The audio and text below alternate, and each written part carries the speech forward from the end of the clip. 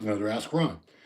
Today's topic, genetic freaks. Should you take advice from them? I know in the title I gave it away, don't take it. And that's not exactly true. I'll get to that. First off, I thought today was Friday. It's actually Thursday, but we're in COVID world right now. Time doesn't have any meaning. So I want to start this off with a quote. Arthur Jones was a brilliant man. He invented the Nautilus machines. He was an engineer, had an engineering background. Brilliant guy, kind of a cranky old eccentric dude from all accounts. But he a lot of quotes that really stuck with me. He influenced Mike Mentzer heavily, Dorian Yates heavily. I First book I ever read was the Nautilus bodybuilding book, the first bodybuilding book, I should say. He wrote that. It had a lot of principles in it that still make sense today. But one thing he was regarding people with great genetics, freakish genetics, and what they had to offer the regular average Joe. That's us. We're the average Joe. He said, if you want to know how a prize racehorse runs so fast, you don't ask the horse. The horse doesn't know. And that applies to quite a few genetic freak bodybuilders. They don't know exactly why they look the way they do. They train hard and everything, don't get me wrong, but everything that they do works for them, everything. They could do high reps, it would work. They could do low reps, it would work. High volume, low volume, this exercise, action. They could do anything and they would still look much better than you and I, just because they have those rare muscle bellies and muscle fibers and all kinds of cool stuff going on that the average person just was not blessed with. Also, I use myself in the thumbnail, but not to say I'm a genetic freak. I'm not a genetic freak. I would rate my genetics a little above average, not much above average, but certainly not great genetics by any means. I've known a ton of genetic freaks over the years. I work with them in my job at MD, and over the many years that I've been covering bodybuilding shows and everything, and of course writing for this is 30. It'll be 20. This is 29 years I've been writing for magazines now, but I have spoken to so many of them about training, and there are quite a few guys with awesome genetic that are very, very intelligent, very knowledgeable, and they can help you. Some people come to mind, John Meadows. And if you don't think John Meadows is a genetic freak, if you can find old pictures of John, he started competing, I think, when he was 13. I'm not kidding. John, by the time he won the collegiate nationals, I think he was in his early 20s. He looked pretty close to what he looks like now. He's very, very similar. And most genetic freaks, within a couple of years, 2 to 4 years of training, they pretty much build all the size they're ever going to build, and it's 10 times the size that a regular person is able to build. And it's because of favorable genetics. But someone like John, because he's been a coach and he's worked with so many regular human beings, he knows what works and what doesn't. Also did have areas like his back that he had to kind of figure out ways to make it grow, because the standard exercises, the techniques that everyone else was doing, they weren't giving him the results, and his back was still a lagging area. So back is one thing that Meadows really figured out, and he's been able to help a lot of people with his own discoveries and techniques that he tweaked from existing exercises to make other people get good results. Other guys I've spoken to, Evan Senapani, very, very smart guy.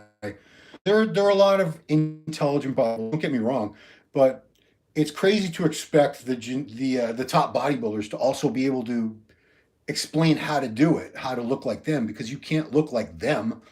And a lot of them never had to figure it out, like I said, because everything worked for them. I'm going to give you a really extreme example from a bodybuilder. I used to do Q&A columns. I still do some of them. But for years and years, MD had so many. We had like 20 Q&A columns a month. Not that many. But anyway, I did almost all of them, of course. And I didn't write them. I didn't ghostwrite them. I didn't just make up questions and answers all on my own. I would make up questions or get questions from different places. And I would call the guys up, ask them the question, and see what their answer was. And I distinctly remember one guy, don't even try to ask me who it is. I'm not going to tell you. I'm not going to embarrass the guy. But I had a reader question. I can't remember if it was an actual question or I made it up. It doesn't matter. He wanted to know, my arms aren't growing. What should I do? Should I train him twice a week? Is there some exercise, some routine you can give me? And the bodybuilder goes, what do you mean his arms aren't growing? I said, they're not growing. He says, tell him to train them. I said, he trains them, they don't grow. He said, what do you mean he trains them, they don't grow? It didn't even register in his mind, because anything that he had ever trained just exploded with growth. he never had to worry about it. Um, the craziest thing about this, the most blatant example is when a bodybuilder has some crazy freaky body part. For example, calves. They're 100% genetic. Sorry to break it to you guys. People have very, very low insertions where the calf muscle starts down by the ankle.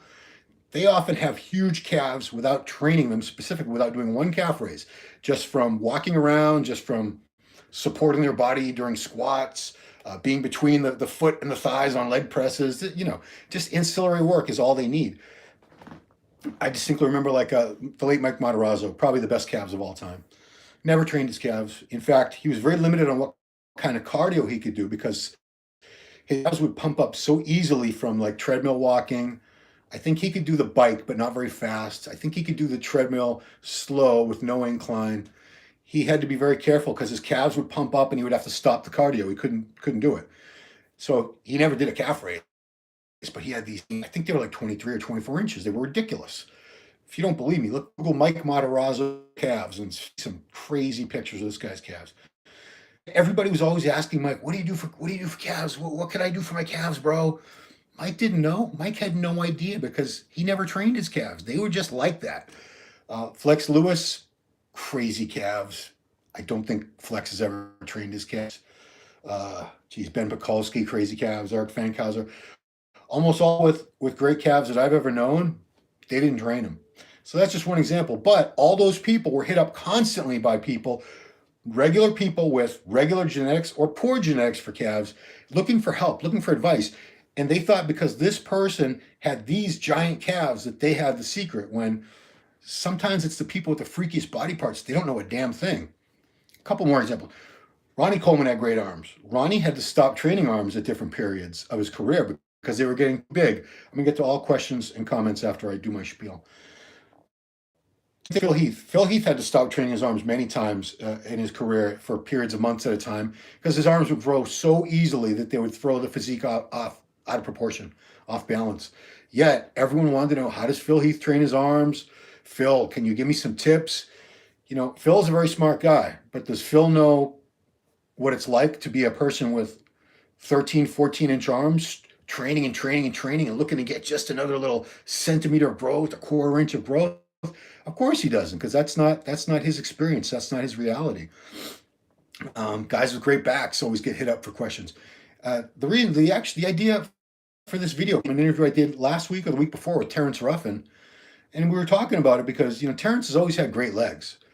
Never had to worry about his legs. He trained them, whatever he did for it. As long as he trained them hard, they grew. Same with me. If you have a genetic gift for body part, as long as you train hard, it doesn't matter really what you do. It's gonna grow. So Terence sells training programs. He sells individual training programs for body parts. I think they're like ebooks or e-booklets. I'm not sure. But he said people are always coming to him for the ones on his legs. And he has one and nobody buys them. Or the sales for the ones for legs are 10 times higher because people see his legs and freak out. They don't realize that he knows more about arm training than he does leg training because he had to figure out how to make his arms grow. They were lagging behind. So who do you listen to? That's a tough question because a lot of the people that you see, they're the products of awesome genetics and drugs. And anything they do in the gym, they're going to get results from.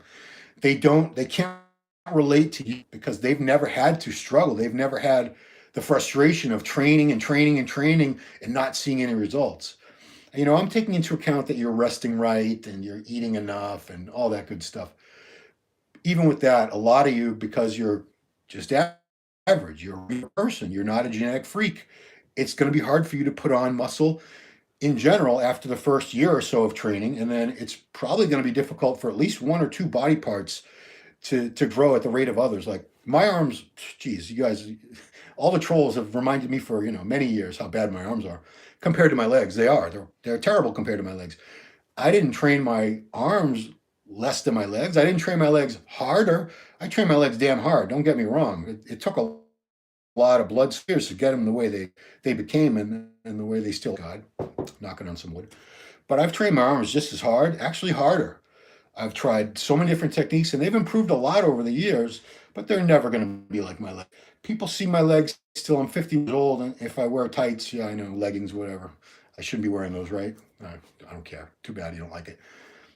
People are always freaking out. Go, bro, your legs, bro. No one says anything about my arms. Oh well. Chest is another thing. The chest always grew for me, no matter what I did for it. I was never a great bench presser with a flat barbell or anything, but heavy dumbbells, flat incline, heavy hammer strength, dips, things like that, heavy pec deck. Anything I did hard and heavy, my chest grew and grew and grew. And I've seen a lot of even with their chest. My chest isn't as great as it was years ago when I was bigger, but when I was at my biggest, my chest was bigger than a lot of pros. I'm not saying that to brag. It's just I had better genetics. So I did know how to train chest because I wrote so many damn training articles, and I had to figure out things to help everybody. But generally speaking, the people with the best body parts, that's not the person you want to go to for advice on building that body part, because it just came to them. You didn't have to figure anything out. They didn't have to do anything crazy or try different splits, different techniques, different exercises. Whatever they did, they got a response from. And when you're in that position, yeah. So, then another thing people will say is, well, if we're not supposed to listen to these freaks, I don't want to listen to some little puny pencil neck either. Because what do they know? If they knew that much, they'd be awesome. Well, obviously, somebody who's a little pencil neck doesn't have the genetics to look like a big Rami, no matter what. Somebody with poor genetics, like narrow clavicles, ectomorph, the real hard gainers. There's not many of them, but they're out there. A real hard gainer like that, there's nothing that they could do. They could be the smartest person in the world. They could train the hardest. They could eat the best. They could take all the best drugs. They would never look like a Rami. Never, never, never. It's not going to happen. We all have a genetic limit. Obviously, it's different for everybody. Most people are average, so most people can see some pretty good gains, but you're not going to look like the guys in the magazines. We're the last magazine. The pros, the top pros. But a lot of times these guys who don't have impressive physiques, they have learned a lot. They are smart. I mean, you look at some of these coaches, the people who coach the top bodybuilders, some of them are pretty jacked, but then you have others. I'm not going to go into names, but just because they were never a top Olympia guy, they never had that physique. It's just because they didn't have the genetics. It doesn't mean that they don't know how to help somebody like that or help even the average person. People like, I'm just going to go through some of the top coaches because these are all, some of them are bigger and some of them aren't, but they're all very, very smart, knowledgeable guys, very experienced. You have like Honey Rambod, Chris Aceto, Chad Nichols, Fakri Mubarak, George Farah, Matt Jansen, Cement Factory, AJ Sims, Milos Sarsha. Well, Milos was a great pro, but you hear what I'm saying. You don't have to necessarily be the best athlete to be the best coach. I mean, people who coach NFL teams, were they like star NFL players? No. And would some of these people that are playing in the NFL, do you think they would make great coaches? No. A lot of top bodybuilders, they would not make good coaches, and they don't make good people to give. They're not good sources of advice because, like I said, they've never had to think about it. They've never had to analyze what should I do for a body part that's not responding, or this and that. All right, well, that's my spiel. I'm going to get to your questions now. And if you have troll comments, I will ignore you. So, I'm not going to say don't be offended. Okay, so we start with hi. How long can you stay on EQ for? Well, that's a drug question. I don't know. I'm not a steroid expert. I defer to other people on that, of course. I don't think, this is just my personal observation with cycles. Test is always the base, and then the current thought is to rotate the other agents. So you'd stay on test all the time, a certain amount, but you wouldn't stay on equipoise all the time. You would do it for, 6-8 weeks, and then switch to Tren or switch to Deca or something like that. You wouldn't stay on the same thing. I don't think equipoise is a good choice for a standalone equipoise only cycle. I would never just do always do test and then something else. That's my thoughts. What up, dog? Okay, your arms suck, bro. Yeah, I know. You're not telling me anything I don't know. 16 weeks on EQ. It doesn't take forever to hit. It is a longer acting ester. It doesn't take that long to hit. I mean, like Deca is probably the slowest, regular Deca, not NPP, the propionate, the fat. Those things, they take a couple weeks to kick in, but I wouldn't stay on that for 16 weeks. I would but whatever. This isn't steroid Q&A. So I take advice from you. Thank you, my sugar daddy. Dorian Hamilton, also a great coach. HD Muscle up in Canada. Yeah, I knew I'd forget a bunch of people. There's a lot of good. George was a good pro too. Yeah, George Farrell was very good. George was actually one of the first. I think George won the first lightweight, it was 202. No, you know what? Before there was even a 202 class, they did one experiment with I think it was the weight cap was 210. I don't know where they came up with that number. I think it was like a Texas Pro, Europa Pro, and George won it. George was the first lightweight class winner before there was 202, before there was 212. George Farrell. I do remember that. What's last time you saw GNR live? I only saw GNR live once. To my, unfortunately, I wish I'd seen them more. I haven't been to that many concerts in my life, maybe like 20, 30 at the most, and I'm 51. I saw GNR in Los Angeles, 1991. It was Use Your Illusion tour, so that's the last time. But I love GNR. I love Slash and the Snake Pit. I love a lot of his stuff. Let's see. Thanks, Ron. I'm on EQ Test and Primo. Yeah, okay. Is it possible to be a bodybuilder if you have IBS? That's a good question. Irritable bowel syndrome. My son is 21 and he suffers from ulcerative colitis, UC, which is all those colitis. They're all encompassed under the umbrella term IBS, irritable bowel syndrome. You can be a bodybuilder. You have to be very careful with your diet because you have to avoid flare-ups where you have diarrhea all the time. Can you imagine that? Just some disease that you have diarrhea all the time. So like what my son does, they manage it. He eats no gluten. He eats very little has very little dairy in his diet. He shouldn't have any. He's on medication, calamine. So I don't think he utilizes his food and absorbs it the way he should because based on how long he's been training, and I train him a lot of times, so I make sure he trains hard enough. Doesn't eat as much as I would like him to eat, but he still eats 4 solid meals a day and a couple snacks. He should be bigger and heavier than he is. And I do believe colitis has limited his gains. So it'll, but we have pros like Mike, John Meadows, perfect example. John Meadows had colitis. He had his colon removed. So I think the food goes through him super fast. So he would be the one. I'm sure he's made videos about it if you go to Mountain Dog 1, or I think his channel is John Meadows. It can be done. It's been done. There are people who have figured out dietary ways to manage their IBS issues. Thoughts on training 2 times a day? For example, chest AM, shoulders, and tris PM. If you have the time, yeah, that's fine. I don't see any advantage or disadvantage to it, except for you could put more effort and intensity into each session, but it's very time consuming. I don't know too many people who have the time to get to the gym twice a day, unless maybe you have some kick-ass home gym or something. And unless you really run out of gas that fast, or you train with such high volume, I don't know why you would need to break it up that way. Most people I know, even today, that was a thing that was in vogue in the 80s more, where in the 70s, I should say, too, 70s and 80s, they used to have that double split training where they would do one body part in the morning and then come back later. I think Arnold was one of the first to really make that a popular thing. But if you want to really be able to apply more energy, intensity, and focus to each individual body part, that's a better way to do it. But again, time is money. If you have time to kill, I don't know if you're unemployed or whatever, or you're a trust fund baby or something, go for it. Couldn't hurt. Here we go. Mike Francois had IBS.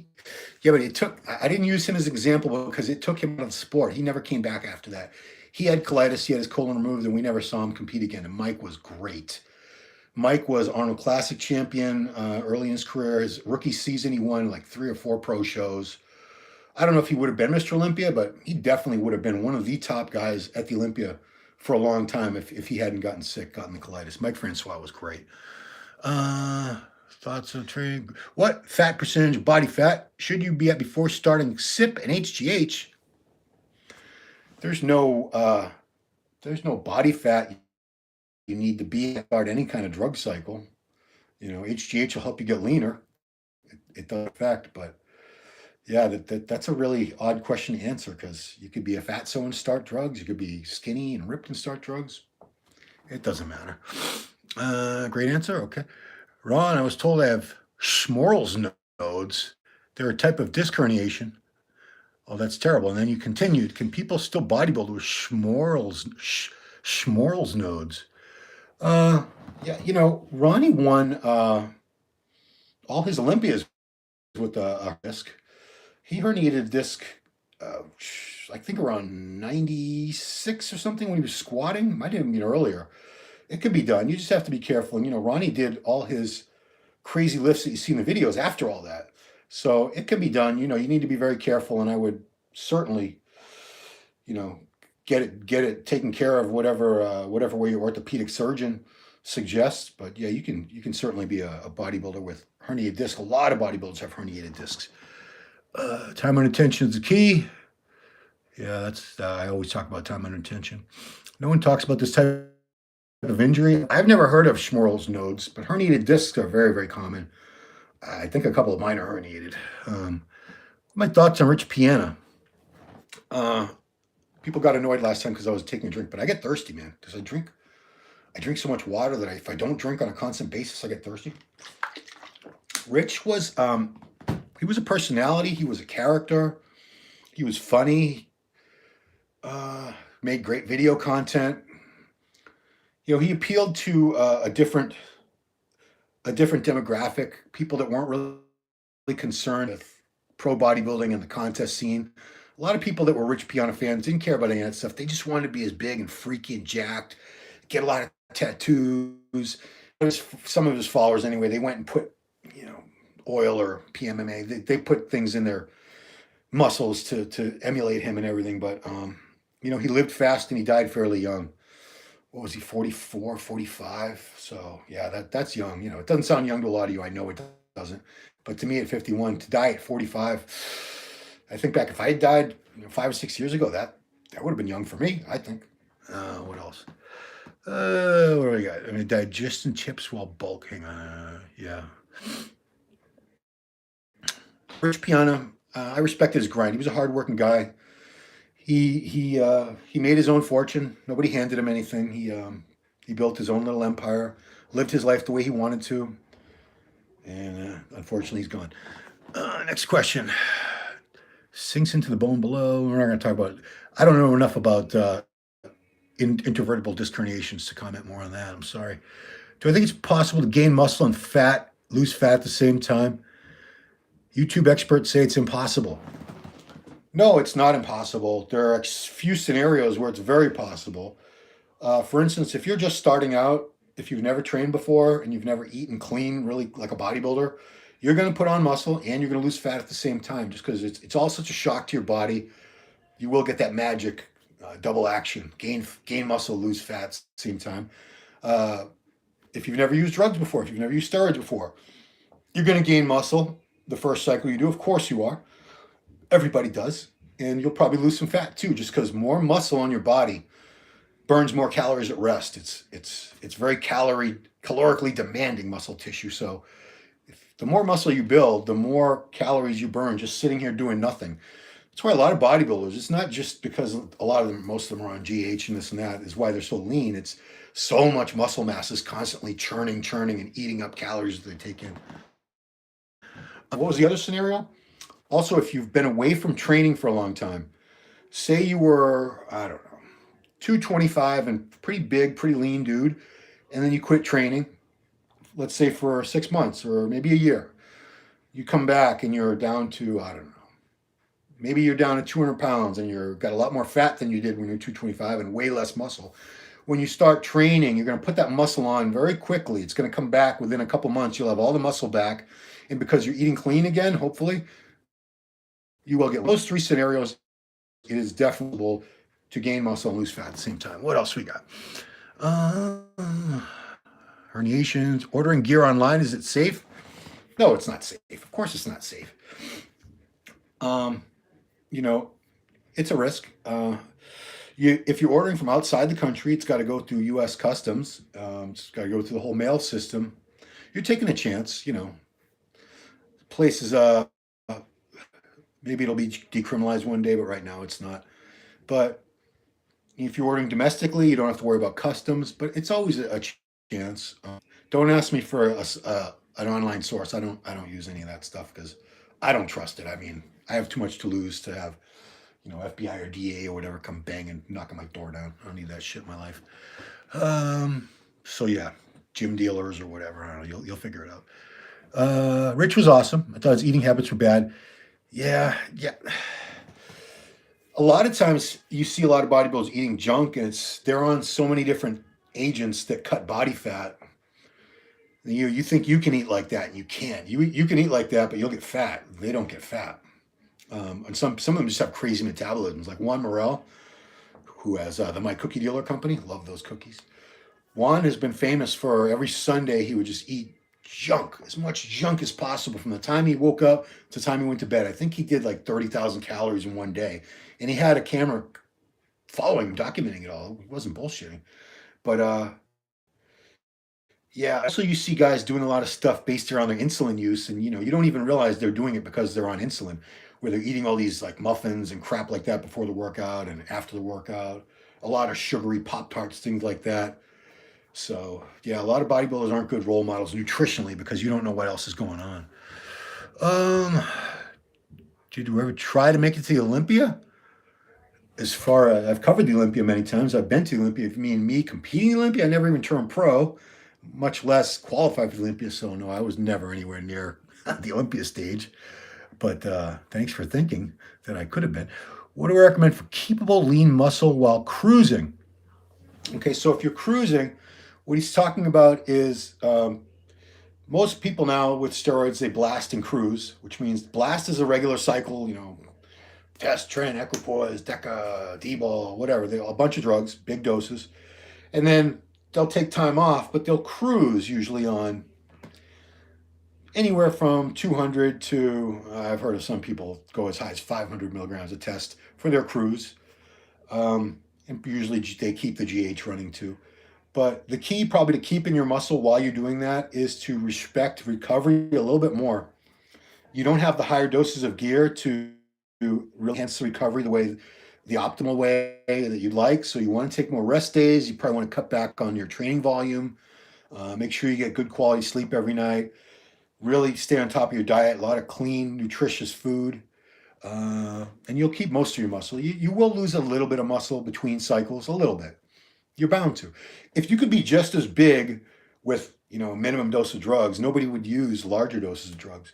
But, the TRT doses, they don't do the same thing for you in terms of the muscle volumization and that look, the full look of dense, full muscles that the cycle does. But like I said, just, try to respect your recovery a little bit more. What else we got? Steroids are legal hang on. Doctors can do, hang on. What's your opinion of Boston Lloyd? I like Boston. I like Boston a lot. Do I wish he wouldn't have done the things he did. I saw his health issues coming years ago, as did a lot of people, but he wouldn't listen. I feel for his dad, John, because I'm a dad, and his dad was powerless to stop Boston from doing what he was doing because Boston was an adult. He was going to keep doing it, and I know his dad was worried about him and worried that he would have health problems, and now he does have kidney failure, and it's too bad. He's matured. He's changed a lot over the past couple of years since he became a dad, especially. That changes any man if he sticks around and raises the kid like he did. If you just have a child with somebody and screw off, no, it's not going to change you. But no, I like Boston a lot. He was up here a couple of years ago. I put him through a workout. He's going to come up this way again soon, and we'll train. But yeah, I like him. I didn't agree with the whole mega doses of drugs and synthol and all that. I agree with a lot of that stuff. I didn't approve. That's just me. I'm old school. See if he says doctors can prescribe stacks in the right progressive program. Oh, wait a minute. Hang on. Best supplements for boosting testosterone. Your thoughts? I'm really not a fan of testosterone boosters. Just, if you're going to do that, just they're typically used by young guys, and young guys don't need them. And if you're older, just get on test. If your test is low, just get on some tests through your doctor or do it yourself. Gear, talk to your veterinarian. No, they're not going to help you. Max Matthews says doctors can prescribe stacks in the right progressive program. So there are a lot of, I think most of them in Florida, anti-aging clinics, longevity clinics, whatever they call themselves. If you look up anti-aging clinic or longevity clinic in Google, your computer's going to show like a million results. They do prescribe stacks. They're not legitimate TRT clinics. Legitimate TRT is just tests and maybe some ancillary. Legitimate TRT doctor would never give you test and DECA and Anadrol and all this crap, but some of these places do. Like I said, it's a gray area. Sometimes they get busted and shut down, and they just move on and open up under a different name. Let's see. Steroids are legal in Oregon. Yes, all drugs are legal to possess and use in Oregon. They have decriminalized. They're not legal. What I mean by that is you still can't sell them. If they catch you selling drugs or buying drugs, you can be prosecuted to the full extent of the law in Oregon.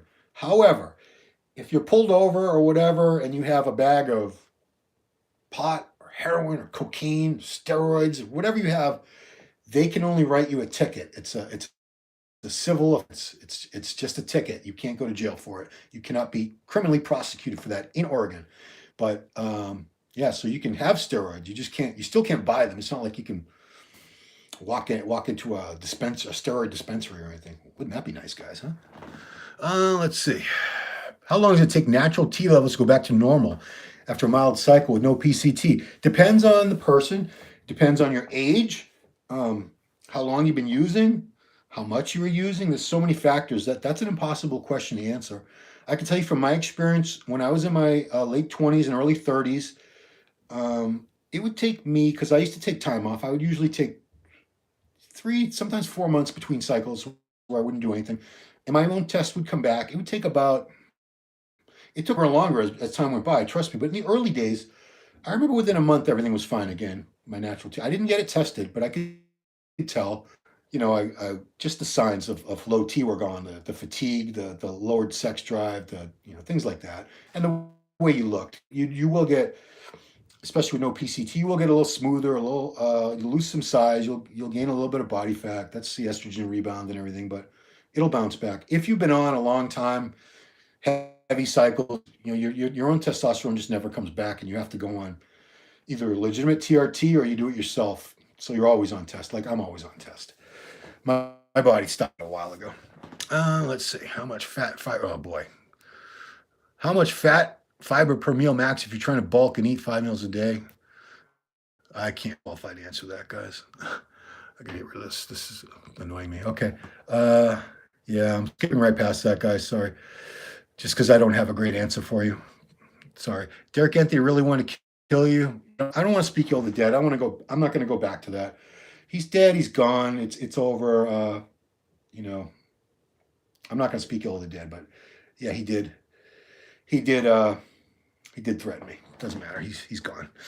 Like I said, if he was alive, maybe I would talk more about it, but he can't defend himself. He's dead. Going to get into it. Best assistance exercise for bench press. For getting stronger in the bench, not my forte. I would Google, bench press program, powerlifting bench press programs with assistance exercises, because I never care. I was never good at the flat bench. Never very good at all. I don't think on my own without a spar I ever did more than 315 in my life.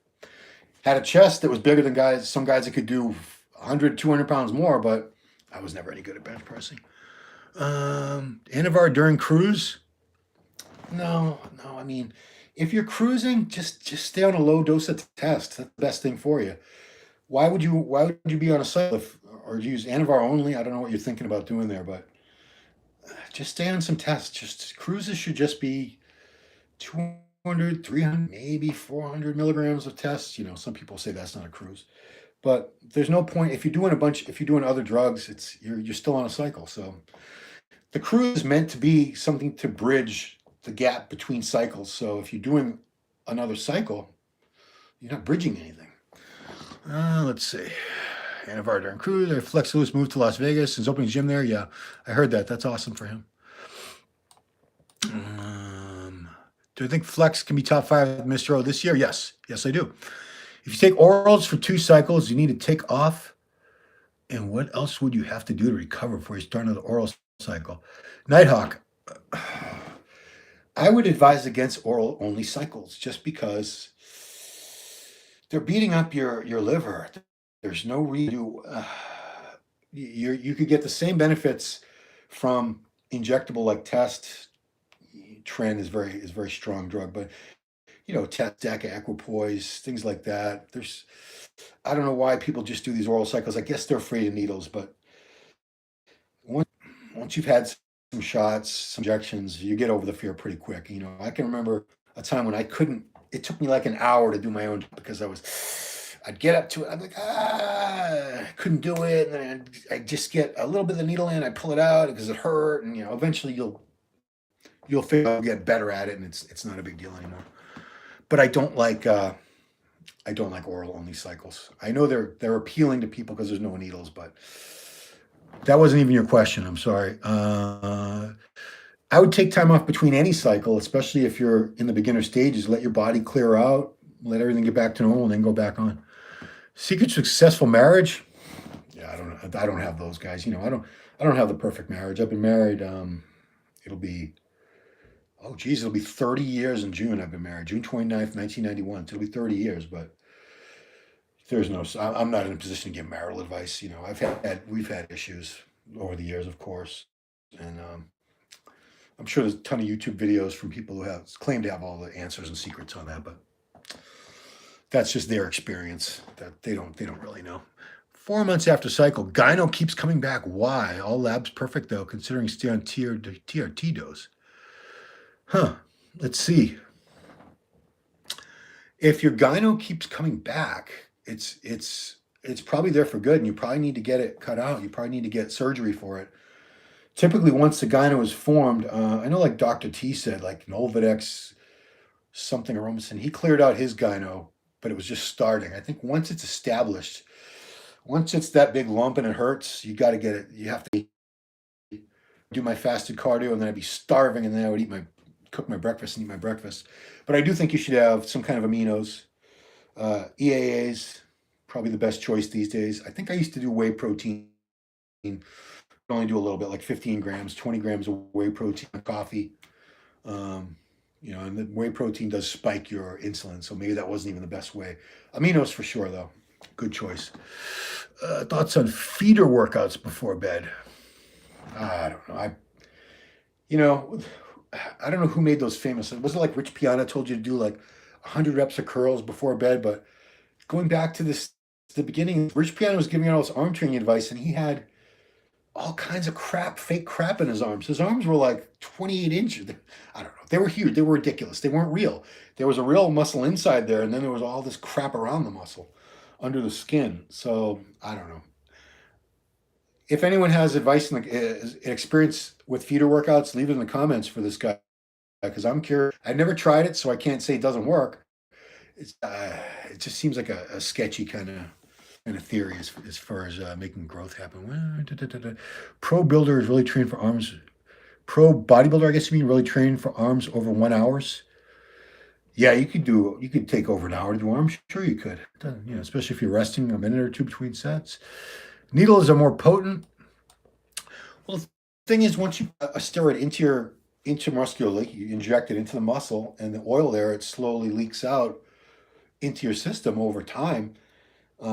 It's all getting used. Whereas I think Dr. T has said only 40% of the drug, when you take a pill, gets utilized. The stomach, everything breaks down a lot of it. So your digestive system is destroying a lot of the steroid. So if you're doing an oral only cycle, you're even getting the full dose of the drug. That's why you're better off injecting, because you get everything. It's going in there. Rich suffered from bigorexia. A lot of us do, man. I do. Muscle dysmorphia. You're never big enough, and I'm not as big as I used to be. But even when I was bigger, it was never enough. I was always felt like I was small. I wasn't, because there's always somebody bigger. For most of us with regular genetics or maybe slightly above average, there's a lot of people that are bigger than us. A lot of people. So if you compare yourself to them, you're always going to come up short. You're always going to look in the mirror and go, I'm skinny. I need to eat more. I need to use more gear, this and that. Yeah, Rich had to be big. Rich, I think he knew he had health issues where he probably should have been a lot more careful with what he was doing, but he would rather just live as long as he could, big and freaky, rather than live a long, full life, 70, 80 years old, as a smaller version of that. It's a psychotic, it's a psychological illness. A lot of us have it. Why do deadlifts feel more like a cardio workout than muscular endurance? Well, they're very, very demanding. Those are the two hardest exercises, as far as I'm concerned. They take the most out of you. You can do a set of curls, put the bar down, and you're cool. You might be breathing a little heavy, but it's nothing major. You do a good heavy set of squats for like, shit. If you've ever squatted like 315 for 20 or 415 for 15 or 20 or more, dude, those things knock you on your ass. You see people collapse after them. You're like, you can't breathe. You can't get enough oxygen in. They require, there's so much, they're compound movements that have so many different muscle groups working so hard at the same time. It's so demanding on the body. That's why it feels like more of a workout, a cardio workout, because you have to have good lung power. That's why I tell people, even if you don't need cardio, lean or anything, you should do cardio, just because having good wind, it helps you out when you're training. It helps, especially when you're doing things like squats and deadlifts, especially if you're doing reps like a bodybuilder, not just 1 or 2 reps. If you're doing 8, 10, 12, 15 reps, you need to have a good wind to really make it through those sets. Squats and deadlifts. Favorite pre and post workout meals? Okay. It's the same friggin' meal every day, so that's easy. So I usually train almost all the time, with rare exception, after just one meal. It just, my schedule. I need to get the workout done and get on with my day. So 4 whole eggs. I usually scramble them. 4 whole eggs. Almost a cup dry of oats that I soak in a bowl overnight. The Quaker oats. Then I can microwave them in the mornings, and I don't have to screw around with heating them up in a pan or anything like that. In that, I put a handful of blueberries and coffee, and that's it. That's my breakfast. That's my pre-workout meal. Post-workout meal, I do have a shake. I have whey protein. Whey protein, 50 grams after the workout, isotoped by Redcon, and 2 Rice Krispie treats. Simple carbs. I love my Rice Krispie treats. I was doing sugary cereal for a while. I go back to that sometimes. And then the meal, the post-workout meal, is 50 grams of protein from chicken breast. I use the Chicken Pound, chickenpound.com. Ron Harris, code Ron Harris, all caps, my name, for 10% off. The Chicken Pound. They deliver to your door. And rice. And the amount of rice will differ depending on what body part I trained. If I train more rice, legs and back, get larger servings post-workout. The other body parts, there's only one other training day now because I do push-pull legs. But it's usually about, it's usually a cup to a cup and a half cooked of jasmine rice. That's my post-workout meal. I see the Guns N' Roses. Favorite song by them? Oh boy, Mr. Brownstone. I used to do a little, but I'll do it, so a little got more and more. Wow, love that song. Favorite Slash song? Been There Lately. Slash has done some great solo stuff. I don't know if you guys have heard much of it, but Been There Lately is my favorite Slash and the Snake Pit song. I love the live version that he did from, he did a record, and it was music documentary concert video called Made in Stoke. From England, because he was born in England, Slash. Let's see. Thoughts on working out before breakfast and taking only caffeine before workout? No. Don't. Do not do that. Training fasted with weights, terrible idea. Don't do that. You need the fuel. You need the protein slow dissolving from real protein. I don't even believe, some people just have a shake and some oats or something, oatmeal. I don't believe in that. I believe in a real solid meal. A good solid meal gives you the best fuel in your system for the workout. If you're training on an empty stomach, people say, well, you'll burn more fat, you'll release more natural GH.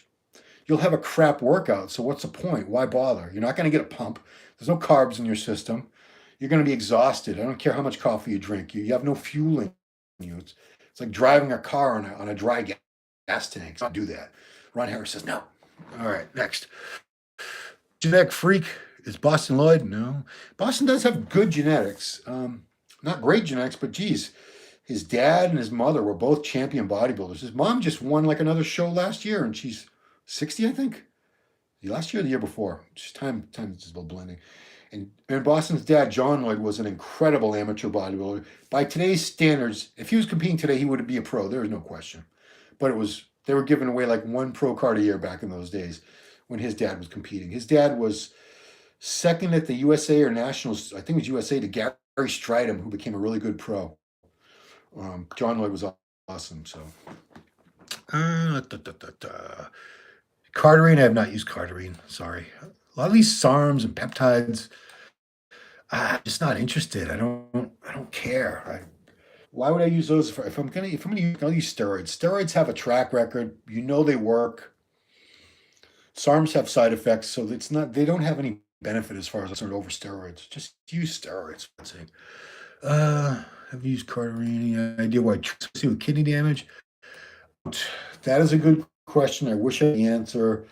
Somebody with a medical background like Dr. Tuliatos could give you a really good answer. Maybe Google it. Sorry.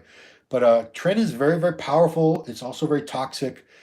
I think a lot of the problems with Tren are that people treat it like other steroids in terms of the doses. So if they're, you hear a dose of test would be like 500,000 milligrams a week or DEC or something. Some people hear that and they apply that to Tren, and they'll take 500 or milligrams or even a full gram or more. I've heard people taking 2 grams of Tren a week. It's so toxic and so powerful that that's when you run into all these side effects. So, my thoughts on Tren are, if you're going to use Tren, just a little bit is good, man. I don't think anybody needs more than 4, maybe 500 at the most milligrams of Tren a week. I think most people would do very well on like 300 milligrams of Tren a week. 100 on Monday, Wednesday, Friday if you're using the acetate or whatever. I think you'd be fine. So that's my thoughts on Tren. I think people just use too much. Usually have liquid egg whites with oatmeal, banana, 1 scoop protein all blend for breakfast. What's your thoughts on that? It's fine. I mean, liquid egg whites they're real food. It's a good breakfast. The peanut butter and everything. You have protein, carbs, and fat in that meal. It's gonna take a long time to digest, and that's what you want. You want sustained release. You want food that's gonna take a while to really digest, so you have a steady stream of amino acids and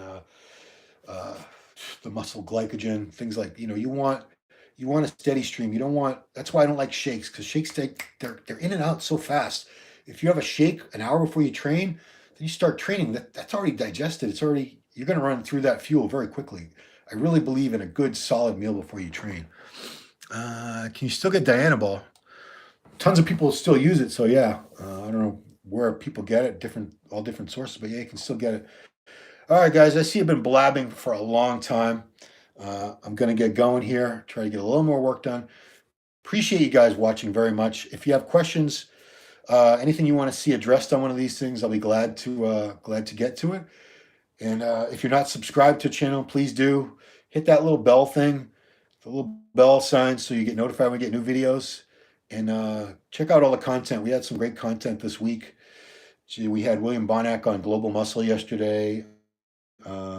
I just talked to Akim Williams. I think we're putting that tomorrow.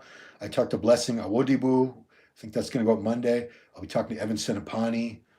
So we got some good stuff. I talked to Lee Haney last week and that one Monday.